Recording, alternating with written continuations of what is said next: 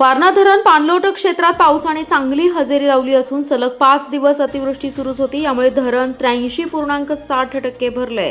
धरणामध्ये पाण्याची आवक वाढ झाल्यामुळे परिचलन सूचीप्रमाणे धरणाची पाणी पातळी नियंत्रित ठेवण्यासाठी धरणातून दुपारी 4:30 वाजण्याच्या सुमारास धरणाचे 4ही दरवाजे 1 फुटाने उघडण्यात आलेत। विद्युतगृहातून 1400 तसेच दरवाजातून 2000 क्युसेक असा एकूण 3400 क्युसेकने पाण्याचा विसर्ग वारणा नदीपात्रात सुरू आहे। त्यामुळे नदीकाठच्या गावांना सतर्कतेचा इशारा देण्यात आलाय।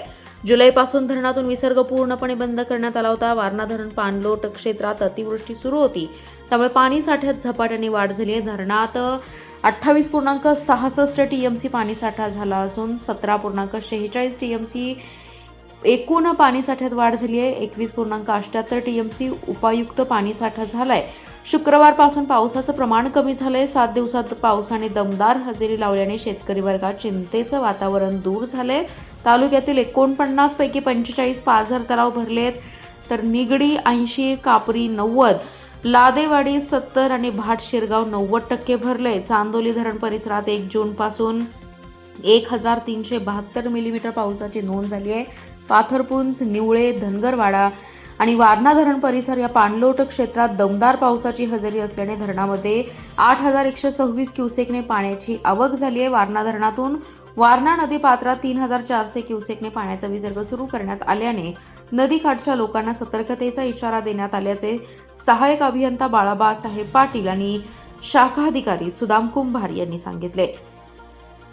कोल्हापूर पाटबंधारे मंडळ कोल्हापूरचे अधीक्षक अभियंता माननीय चंद्रशेखर पाटोळे साहेब, कोल्हापूर पाटबंधारे विभाग उत्तर कोल्हापूरच्या माननीय कार्यकारी अभियंता ज्योती देवकर मॅडम यांच्या मार्गदर्शनाखाली वारणा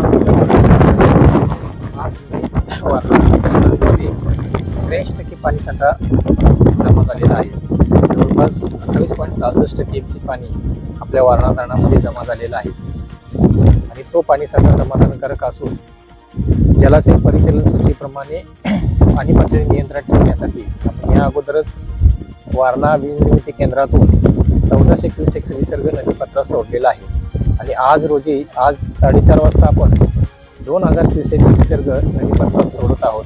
तरी नदीकाठावरील सर्व शेतकरी बांधव, गावकरी या सर्वांना सतर्कतेचा इशारा देण्यात येत आहे। त्याचबरोबर महसूल व पोलीस प्रशासन, जिल्हा प्रशासन यांना आपण सतर्कतेचा इशारा दिलेला आहे।